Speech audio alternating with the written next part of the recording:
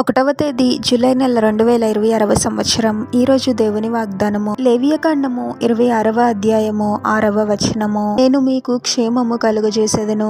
సహోదరి సహోదరులారా, మనకు క్షేమాన్ని కలుగచేసి శాంతి సమాధానాలతో ఆశీర్వదించే గొప్ప దేవుడు మన ప్రభువు. ఎంతోమంది ఈ లోకంలో ఎన్నో సమస్యలతో బాధపడుతూ ఉన్నారు.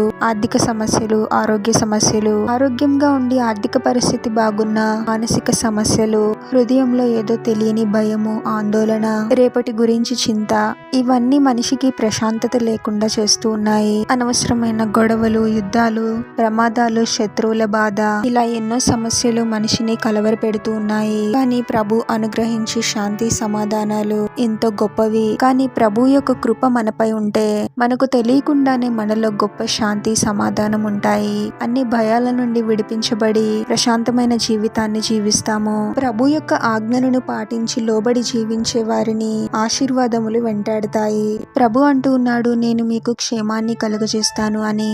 అయితే దీనికి ఒక షరతు ఉంది. ఇదే అధ్యాయము 3వ వచనంలో ఇలా ఉంటుంది, మీరు నా కట్టడలను బట్టి నడుచుకొని నా ఆజ్ఞలను ఆచరించి వాటిని అనుసరించి ప్రవర్తించిన ఎడల అని.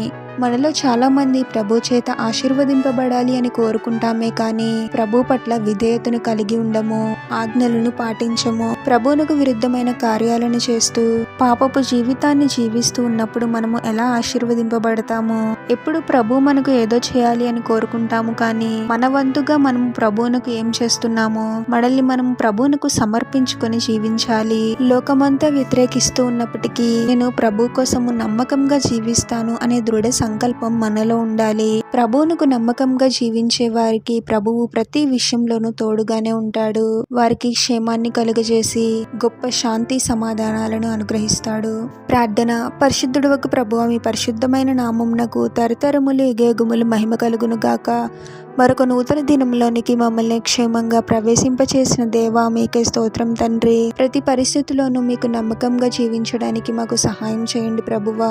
ఎన్ని శ్రమలు, వ్యతిరేక పరిస్థితులు ఉన్నా, భయాలు, ఆందోళనకర పరిస్థితులు వచ్చినా వాటిని బట్టి భయపడి విశ్వాసంలో బలహీనపడకూడదు తండ్రి. మీరే మా విశ్వాసాన్ని బలపరచండి తండ్రి. ప్రతిదినము మేము ఆత్మీయముగా బలపడాలి ప్రభువా. మీలోనే మేము సురక్షితంగా జీవించగలము తండ్రి. లోకంలో ఎన్నో కీడులు జరుగుతూ ఉన్నాయి తండ్రి. మాకు తెలియకుండానే ఎన్నో అపాయాల నుండి మమ్మల్ని కాపాడి నూతన నెలలోకి మమ్మల్ని క్షేమంగా ప్రవేశింపచేసిన దేవా, మీకే స్తోత్రం తండ్రి. నన్ను ప్రేమించు వారు నా ఆజ్ఞలను పాటిస్తారు అన్నావు ప్రభువా. కేవలము మాటలతో మిమ్మల్ని ప్రేమిస్తున్నాము అని చెప్పేవారముగా కాకుండా మీ కట్టడలను బట్టి నడుచుకొని ఆజ్ఞలను అనుసరిస్తూ మీరు అనుగ్రహించి గొప్ప శాంతి సమాధానాలతో క్షేమంగా జీవించే వారముగా మమ్మల్ని దీవించమని ప్రార్థనలో ఏకీభవిస్తున్న ప్రతి ఒక్కరిని పేరు పేరున దీవించి ఆశీర్వదించి అభిషేకించమని, వారు చేసే ప్రతి పనిలో మీరే వారికి తోడుగా ఉండి వారిని అన్ని కీడుల నుండి, అపాయముల నుండి మీరే వారిని రక్షించమని మా మనవులన్నీ యేసుక్రీస్తు వారి పరిశుద్ధ నామంలో అడిగి వేడుకొనుచున్నాము తండ్రి. ఆమేన్.